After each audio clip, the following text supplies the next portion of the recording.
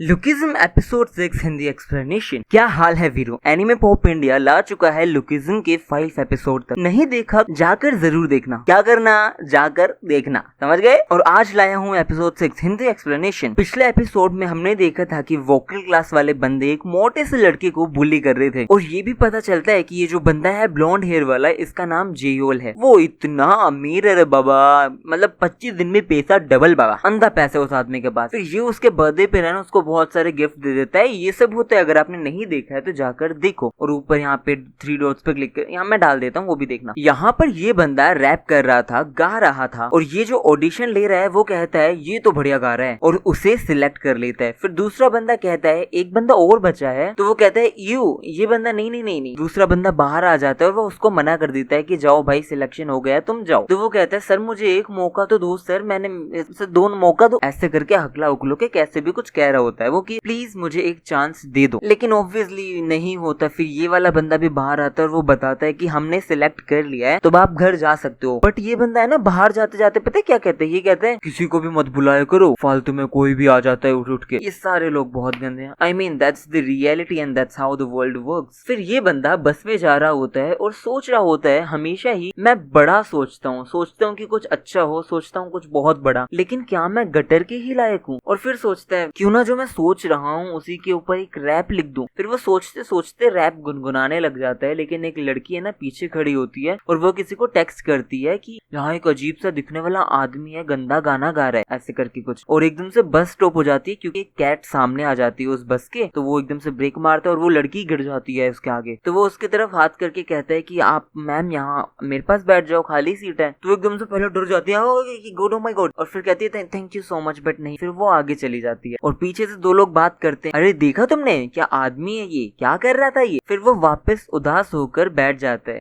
फिर रात हो जाती है, रात में लेटा हुआ था और रात में घर पर कुछ तो लिख रहा था और कहता है ग्रैंड माँ आप थोड़ा और वेट करो। फिर अगले दिन स्कूल में इस बंदे का नाम है डियोक हुआ ऐसे करके कुछ। तो वो एक पोस्टर को देख रहा होता है जहाँ पर कोई सिंगिंग कंपटीशन है, तो उसमें पार्टिसिपेट करने की सोचता है। और पीछे से एक लड़की हंस रही होती है कि कुछ भी है क्या, कुछ भी करेगा। और फिर आता है सामने से ह्योंग सोक और आते ही सारी लड़की वगैरह उसकी बात करने लग जाती है। फिर वो ह्योंग सोक क्या करता है, उसको हेलो करता है और उससे बात करने के लिए चला जाता है। बट पीछे से लड़कियां कहती हैं कि ये पक्का उस मोटे वाले आदमी को अपना सर्वेंट बनाएगा और अच्छे से काम करवाएगा, ये कितना हैंडसम है, कितना कूल है। और ये सारी बातें डियोक हुआ सुनता है और वो बहुत मतलब मुझसे क्यों दोस्ती करना चाहते हो तुम, ये कहने लग जाता है वापस, हम दोस्त जैसे नहीं है। फिर वो क्लास में बैठा बैठा लिख रहा होता है तो ये लोग आते हैं और इसे बुली करते हैं, वापस मारते हैं और कहते हैं कि इसमें पार्ट लेने की जरूरत नहीं है तुझे, और जोर से लात मार देता है। फिर शाम को वो जाता है उसी पोस्टर के पास और एप्लीकेशन फॉर्म लेके बाहर निकल जाता है और एक शॉप के पास रुकता है। वहाँ उसकी ग्रैंड माँ काम कर रही थी, तो वो जाकर खुशी खुशी 2 बात कर रहा था अपनी ग्रैंड माँ से कि इतने में ही वो सारे लोग पीछे से आते हैं, वो सारे चमन लोग, और उसके पास आकर खड़े हो जाते हैं। तो उसकी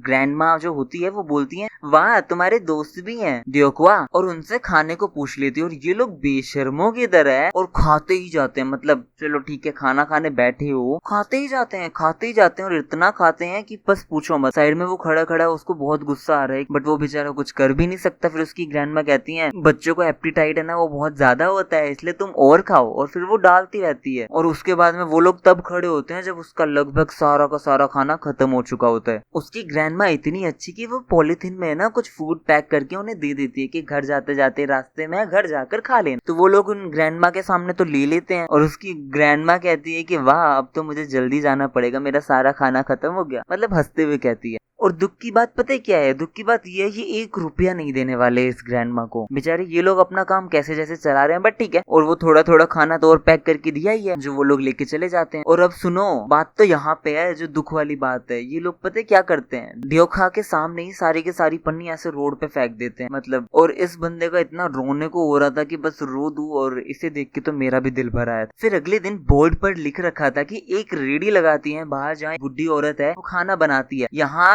पे कभी खाना खाना ही मत, लिटरली पेट खराब हो जाएगा सबका, मेरा तो हो गया था। और ये सारी बातें ना ये लोग सबको बता रहे होते हैं। गेट पे खड़ा होता है तो इसको पीछे से आके पहले ऐसे पकड़ता है, फिर वही वापस बुल्ली वगैरह करने लग जाते हैं। कभी थप्पड़ मार रहे हैं, कभी मना कर रहे हैं, कभी कुछ कर रहे हैं, कभी गाली दे रहे हैं, कभी गिरा रहे हैं। अब कैंटीन में ये सब जितनी भी बार हो रहा था, ह्योंग-सूक से देखकर बस यही सोच रहा था, मैंने तो अपने लिए ट्रांसफर करवा लिया कि मैं उधर परेशान हो रहा था इसलिए मैं इधर आ गया। बट देखा जाए तो मेरे जैसे पता नहीं कितने बच्चे हैं जो रोज परेशान हो ही रहे हैं, और ये चीज मेरे हिसाब से कभी ठीक हो भी नहीं सकती, ऐसा वो सोचता है। और फिर भाई साहब वो गुस्से में जाता है तो ये लोग कहते हैं कि तुझे हमसे कुछ ज्यादा ही दिक्कत है, हमारे कामों में इंटरफेयर करता रहता है तू। और ह्योंग-सूक साइड में देखता है तो वहाँ पे खड़ा होता है जे-योल, और फिर साइड में देखता है तो वहाँ पे लीजिन भी आ जाता है और वो कहता है मुझे साथ ही रहना पड़ेगा क्योंकि मैंने दोस्त कर ली, देर से दोस्त जो बोल दिया, और तीनों लड़ने के लिए रेडी। तो ये कहता है मुझे कोई लड़ना नहीं है, बस इसका खाना खाना है, तो तुम इसे छोड़ दो, फ्री कर दो। और उधर से आता है बॉस को, वो भी सेम की एक लड़की को परेशान कर रखा है ना, तो मैं आता हूँ, मैं बचाता हूँ। और वो पूरा ग्रुप लेके आता है तो ये सामने खड़ा हुआ बंदा एंग्शियस हो जाता है कि हम तो तीन, ये इतने सारे, तो मारेंगे धड़ाधड़। इसलिए पता नहीं साइड में ऐसे प्लेट्स पे, ट्रेज पे किक मार के अपना गुस्सा दिखा के चला जाता है। और यहाँ बॉस को बिल्कुल रेडी कि तू इसको इसलिए बचा रहा है ना कि ये तेरा काम करे, बस तो आजा,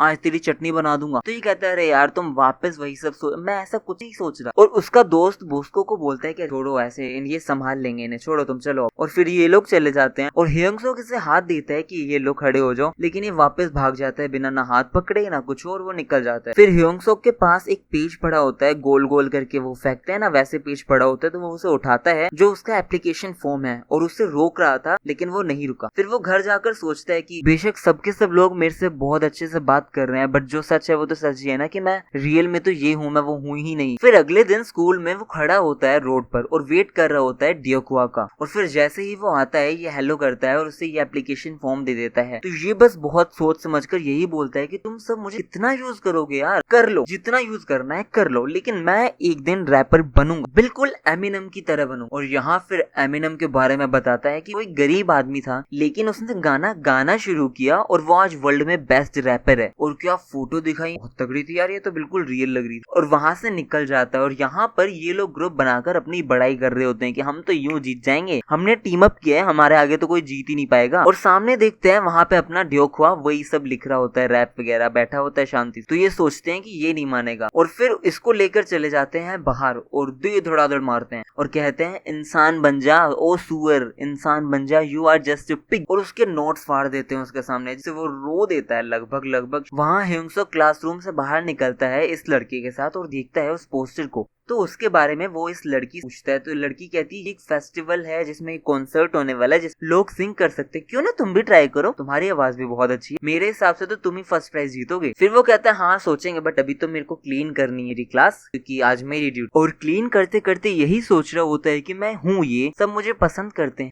लेकिन मैं गाना भी गाता था, मुझे बहुत पसंद था, मैं अच्छा गाता था, लेकिन अगर मैं किसी दिन स्टेज पे गया, अरे यार गूज़बम्स आ जाते हैं सोच के, मुझे कितना अच्छा लगेगा ना। और वो शुरू करता है फिर गाना, मतलब बहुत अच्छा गाना शुरू करता है, मतलब सीन के हिसाब से तो बहुत अच्छा था, बट अगर जापानीज कोई सॉन्ग सुनोगे तो लगभग सेम ही लगा, मुझे समझ आया नहीं ना ज्यादा। और ये बंदा इसकी आवाज सुनता है, अपना रोना बंद करता है और जल्दी से भाग के जाता है कि ये कौन गा रहा है इतना अच्छा। फिर वो जाकर देखता है कि वो ये तो ह्योंग-सूक है, और जैसे ही बोलता है कि तुम गा रहे हो तो वो पीछे से घबरा जाता है, अच्छा तुम हो क्या। और ये ऐसे ही थोड़ी देर खड़े होते हैं और ये उसको उसका फॉर्म दे देता है और ये साइड से पूछता है क्या तुम मेरे साथ मेरे कॉन्सर्ट में परफॉर्म करोगे। तो ये घबरा जाता है और क्या क्या वो व्हाट। और यहीं पे ये वाला एपिसोड भी हो जाता है खत्म। अब वो करेगा सिंगिंग, लेकिन हमें नहीं पता कि करेगा भी या नहीं करेगा, अब आगे क्या होने वाला है। लेकिन चिंता ना लो वीरे, मैं बताऊंगा सब कुछ, इसलिए तो नेक्स्ट वीडियो देखने के लिए आप मुझे सब्सक्राइब करो और मुझे जरूर बताओ कि आपको कौन सा एनिमे हिंदी में एक्सप्लेन करके